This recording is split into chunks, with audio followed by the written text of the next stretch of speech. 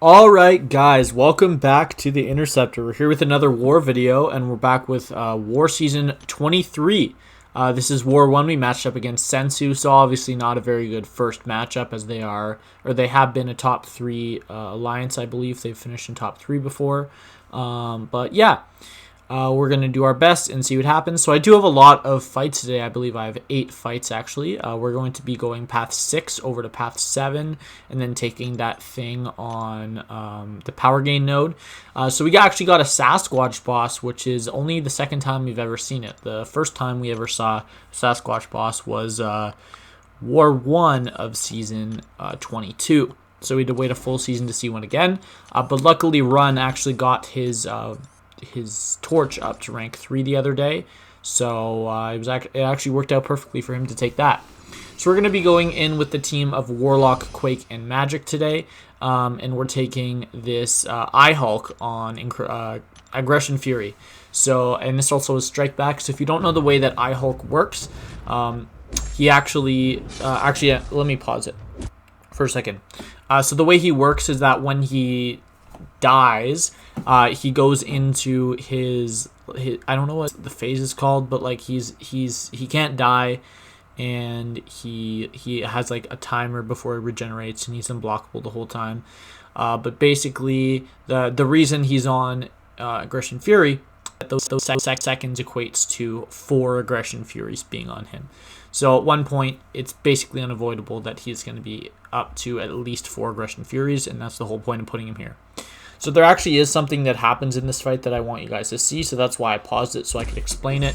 But our strategy for this is pretty simple. At the beginning, we're just going to be checking to see if this guy has willpower, and right here, let me go to the exact moment. So right, I'm trying to scroll back a little bit. Okay, so right as he's about to throw this L1 right here. Right here. Okay, that input is the last input the game counted. So now I'm going to proceed to take a few hits, and it did look like the stun actually lined up well, but the stun from the L1 lined up with enough timing for me to actually get out of it, but my phone just completely stopped taking inputs. I have no clue what happened. I've reviewed the video. I still have no idea how that happened. But for the rest of the fight, we're completely fine. It's just that, unfortunately, because my phone is dumb, I paused for like 3 or 4 seconds, and I was waiting for, like, I was swiping the volume back and forth to see when the game would start taking inputs, and it never did, or it did right at the end. So right here, I'm actually gonna forget he's fully unblockable, and I'm gonna take a full combo just for fun. So I'm gonna wait out his unblockable and then hit him one time. And since he was infected, he was actually not regenerating, only getting power drained by Warlock. So Warlock can definitely walk out of that fight with 100%. I just had the 5 seconds where like the game wouldn't accept my inputs, and then I messed up as well, forgetting he was unblockable, even though I had like a full strategy about him being unblockable. And this next node, this is Power Focus 1 Juggernaut, and this is just the world's biggest joke. I think they intentionally put Juggernaut here to bait out a Quake to see if someone would try to Quake Aggression Fury, because if you try to Quake Aggression Fury and you don't prevent all the Furies, you can start getting hit really hard. But this is just a very, very straightforward fight. All 3 of my champions are actually completely fine with half suicides. For Quake and Magic, it's best, and for Warlock, ideally you have full suicides, but it's just not worth the extra 30% damage to be taking all that extra damage on Magic and Quake. So this is a parry style fight. And I think I don't miss any parries this fight. So that was actually the last Dex, and he's dead. And then we're going to be taking a Havoc on the middle node. So it turns out that this node got cleared for me, like path 4, like an hour before I'm recording this. But no one ever tagged me. So I moved up like an hour and a half, because it took me like an hour, 10 minutes to make planning, or to plan the paths. And then I moved up an hour and a half in. And then I waited. I saw path 5 clear, and then I checked an hour later. Path 4 hadn't cleared. And then I just checked an hour later, and turns out the guy cleared like minutes after I checked the previous time. Never tagged anyone. But yeah, this is going to be Havoc on Heavy Hitter Power Alternator, and this is a very, very straightforward fight with Warlock. This guy's actually going to be really annoying and not let me reparry him because he just goes for heavies all the time. And I think there's one time I get trapped in the corner. This is actually a fight I died to in Season 21 because Havoc behaved the exact same way when I was using Ghost here. And I just, it took so long for me to get to my special 2 because of baiting out all those. Right here, I finally get a reparry. I do a full combo trying to bait an L2, but I'm running Resonate, so that means he's eternally being power drained. But right here, if he'd gone for a heavy there and then chained heavies, I probably would have lost the fight. But he was actually nice for a little bit. And right there, I was planning to throw an L2, and we got power swapped right as I was about to throw it, which just hurt. But yeah, there I go for an intercept. I get parried. Awesome. The only intercept I ever attempted this whole fight. And then I'm going to throw another L2. I clicked it. Luckily, I didn't throw the L1 because that would have been bad. The only time you want to throw the L1 against Havoc is when it kills it. But yeah, so he does charge the heavy there, but I would have killed with that L2 anyway, so it doesn't really make a difference. Now we're going to go up against this R3 Doom on Power Snack, and this is actually an unduped Doom, which doesn't really make sense for an alliance like S3NSU to have on defense. But yeah, so this is a very simple fight, so I've actually doubled the speed just because I know it would be very boring. You guys have seen me take this fight probably over 10 times, and Doom on this node is just a really, really bad placement. It's such a joke for Magic. I don't play this fight absolutely flawlessly. I think there's 2 points in the fight where I should have hit the parry while I was dashing back, and instead I just blocked it, which cost me like maybe 10% between the two total health, but it was still a relatively good fight. So right here I'm going to have him actually gain the backup recovery, but he was power locked, so he didn't gain anything. Even if he had, I had an L2 ready.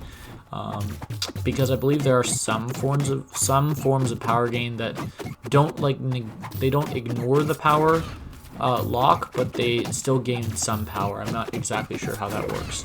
But yeah, so I did take a little bit of block damage there, and right there on my L2, I did not get my Limbo, which is a 75% chance when you build a second bar. But it's completely fine. So right there, I was actually intentionally not throwing the L2 to try to give him some power before I threw the L2 to increase the chances of me getting to my L1 after throwing my L2 to prevent, just so I could block, so to prevent damage. But 187 hits, I'm pretty happy with that. Also, if you'll notice the audio is a little different, this is actually the first video ever that I am using an actual microphone. So I got this thing today for Christmas, and I'm using it, and it seems to be working fine. So yeah, I edited that together pretty quickly. But I actually am taking Mysterio on Encroaching Stun. So obviously everyone knows that the best counter to this Mysterio in the game is Corvus, as you can just kill him before you even get to Encroaching Stun timer. But right here, I do believe Magic is the second best counter, and I'm showing you just how overpowered she is. So against this fight, you want to use a special 1 boost, and I actually put it in the notes and reminded myself to use an XP 1 boost. But when I was going into this fight, I don't know what happened. I just didn't use it. And it's not like I was being cheap, because as you can see, I'm going to use it on the next fight for only one fight. But it's just a little bit unfortunate. So yeah, I was planning to use a special 1 boost to carry from the Mysterio over to the Apocalypse, and it just didn't work out that well, so because I forgot to use it. So right here, even though I don't think it's necessary, I'm going to use a special 1 boost against this Apocalypse. So this is on Spite and Powerful from Afar.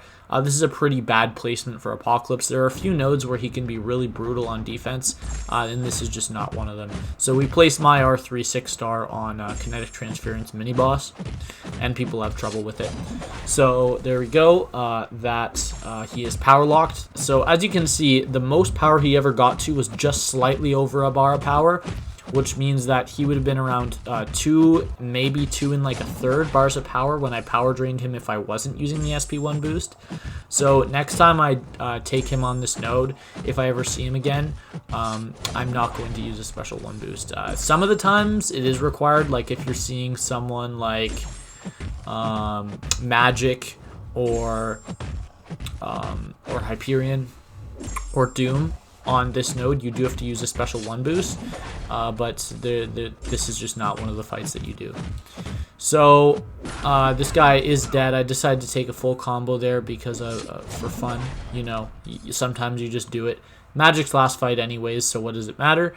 Also, it should be noted that I'm taking all of these fights here after the boss went down, so there's no global. I actually planned for that.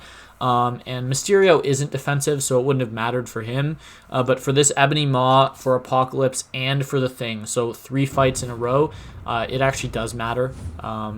For the Apocalypse, it doesn't matter for the strategy.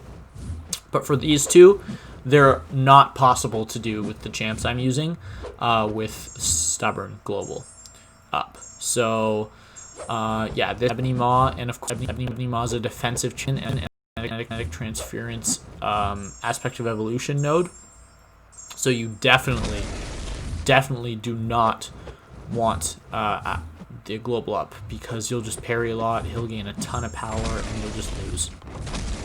So whenever we take this fight with global still up, we always use Human Torch, and Human Torch solos it so fast. Wasp is probably the second best counter. And then I'm taking this Thing. So this is the guy that's on path 8. You saw there, Guardian. When he fought this fight with Quake last season, this was his only death of the season. So I had him not bring Quake, and I brought Quake so I could take this fight specifically.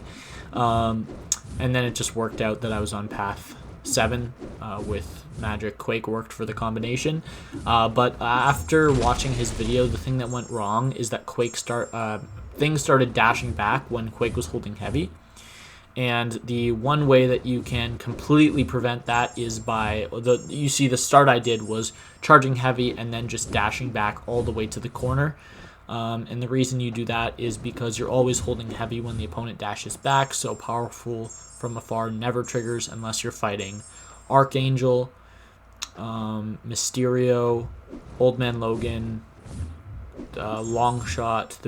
I think there's one more that I'm forgetting, but yeah, it's not that hard of a fight. Honestly, it's a pretty fast fight. I mean, I used a regen boost for this in the last fight, but I ended both at full yellow bars, so I actually didn't need the boost for either. But yeah, that's going to be the end of my war. That was actually the last node we had to take down on the map, so pretty happy with that. We didn't actually do that great today, so I'm actually recording this video before the results for the war have come out. So hold on, let me do this. Let me get to the end of the video and pause it. All right. So yeah, I'm recording this before the war ended, so I don't have like the results screen I usually show, but we already know who won this war, so I'm just going to post it anyways. So Sensu actually did end up winning this war, and the score was 5-7, so we lost by 2 deaths. At this point, we still have like 5 fights left to take, I think, so we might die once, maybe twice more, but we probably won't, so that's what I'm going to say. So obviously not a great start to the season, but we had a pretty hard matchup, so I mean, you can't really blame us that bad or that much. We are 0-1 on the season, and I have a total of 0 deaths so far. I took 8 fights in this war. I took 3 in Section 1, 1 mini-boss, and then 4 in Section 2. And then, so that leaves me with a 100% PSR. And then at the end of last season, I had 5 fights in a row without dying. And with the 8 today, that's going to make our deathless streak at 13. But that is going to be it for this video. I hope you guys enjoyed. Hope you all had a great Christmas. Merry Christmas. And for all of you that celebrate it. But I will see you in the next video. Bye.